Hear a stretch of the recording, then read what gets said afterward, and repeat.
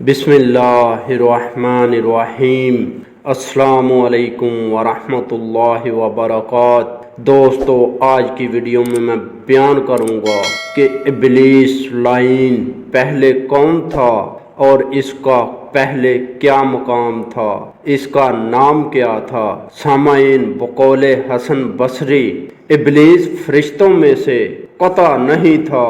شہر بن حوشب کہتے ہیں، جب جنات نے زمین پر فساد برپا کیا تو اللہ تعالیٰ نے فرشتوں کا لشکر بھیجا، کچھ کا سر قلم کیا اور باقی ماندہ کو جزائر میں دھکیل دیا، اور ابلیس کو گرفتار کر کے آسمان پر اپنے ساتھ لے گئے۔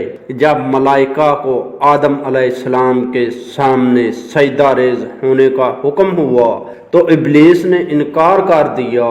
سعد بن موصب، ابن مسعود، ابن عباس اور متعدد صحابہ اکرام کا بیان ہے کہ ابلیس آسمان دنیا کے ملائکہ کا رئیس تھا۔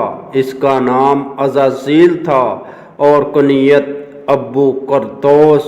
ابن عباس کہتے ہیں، ابلیس فرشتوں کے ایک قبیلے سے تھا جس کا نام جن تھا، وہ جنت کے خارزن تھے۔ ابلیس جو 4 بازوؤں والے فرشتوں میں سے تھا، علم و عبادت میں ان سب سے بزرگیدہ تھا، تو اللہ عز و جل نے اسے مسخر کر کے شیطان مردود بنا دیا۔ سامعین، جن ملائکہ کو آدم علیہ السلام کے سامنے سر بسجود ہونے کا حکم تھا، وہ جملہ ملائکہ تھے، جیسے کہ آیت کے عموم کا تقاضا ہے اور جمہوری کا قول ہے، یا زمین کے فرشتے تھے۔ ابن جریر نے بذریعہ ضحاک ابن عباس سے نقل کیا ہے، اس کی سند میں انقطاع ہے اور طرز بیان میں بھی عجوبہ پن، گو بعض متاخرین نے اس کو راجح قرار دیا ہے، مگر جمہور کا قول ہی ارجح ہے، جیسا کہ کتاب و سنت کا عموم اس پر تال ہے۔ واللہ عالم۔ نیز فاہبط منہا، سورۃ اعراف آیت نمبر 13، اور اخرج منہا، سورۃ اعراف آیت نمبر 18، اس امر کے غماز ہیں کہ وہ آسمان پر تھا، وہ کبر و غرور اور حسد بغض کی بنا پر خاک میں مل گیا اور وہ ذلیل و رسوا ہو گیا۔ سامعین، اللہ تعالیٰ نے حضرت آدم علیہ السلام اور اس کی رفیقہ حیات کو جنت میں قیام کرنے کا حکم صادر فرمایا۔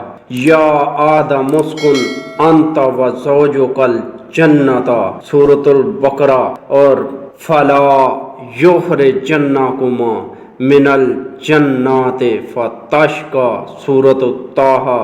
ان آیات کا متقاضا ہے کہ حوا کی پیدائش آدم علیہ السلام کے جنت میں داخل ہونے سے قبل ہوئی تھی، اور امام اسحاق بن یسار نے بھی اسی کی تصریح فرمائی ہے، لیکن امام سعدی نے اپنی معروف سند سے بیان کیا ہے کہ ابلیس کو جنت پدر کر دیا اور آدم علیہ السلام کو جنت میں رہائش کی اجازت عطا فرمائی، وہاں تنہا بغیر کسی ہمدم اور رفیق کے مقیم تھے۔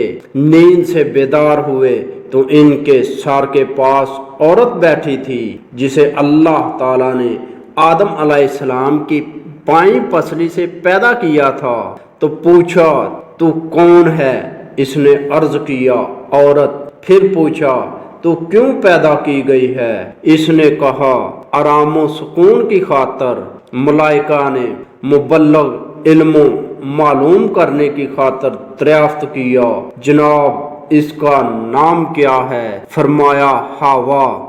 وجہ تسمیہ دریافت ہوا تو فرمایا چونکہ یہ زندہ جسم سے پیدا ہوئی۔ محمد بن اسحاق نے ابن عباس رضی اللہ عنہما سے بیان کیا ہے، وہ بائیں پسلی سے جو خور تر تھی سے پیدا ہوئی، جبکہ وہ نیند میں تھے اور پسلی مندمل ہو گئی، ملاحظہ ہو وَخَلَقَ مِنْهَا زَوْجَهَا سورۃ النساء وَجَعَلَ مِنْهَا زَوْجَهَا سورۃ اعراف۔ سامعین، متفق علیہ روایت میں ابو ہریرہ رضی اللہ عنہ سے مروی ہے کہ رسول اللہ صلی اللہ علیہ وآلہ وسلم نے فرمایا کہ عورتوں کے ساتھ اچھا سلوک اور بہتر برتاؤ کرنے میں میری نصیحت قبول کرو۔ عورت پسلی سے پیدا ہوئی ہے، سب سے ٹیڑھی پسلی اوپر والی ہے، اگر سیدھا کرنا چاہو تو ٹوٹ جائے گی، اگر حسب حال رہنے دو تو برابر ٹیڑھی اور لچکدار رہے گی۔ پس تم عورتوں کے بارے میں میری نصیحت قبول کرو۔ دوستو، امید کرتا ہوں کہ آپ کو میری یہ ویڈیو پسند آئی ہوگی۔ اگر ویڈیو پسند آئی تو ویڈیو کو لائک کریں، اپنے دوستوں کے ساتھ شیئر کریں، اور ایسی اچھی ویڈیو دیکھنے کے لیے ہمارا چینل مہربان وائس ٹی وی سبسکرائب کریں، اور اپنے بھائی اشفاق احمد کو اجازت دیجیے۔ اگلی ویڈیو تک کے لیے اللہ حافظ۔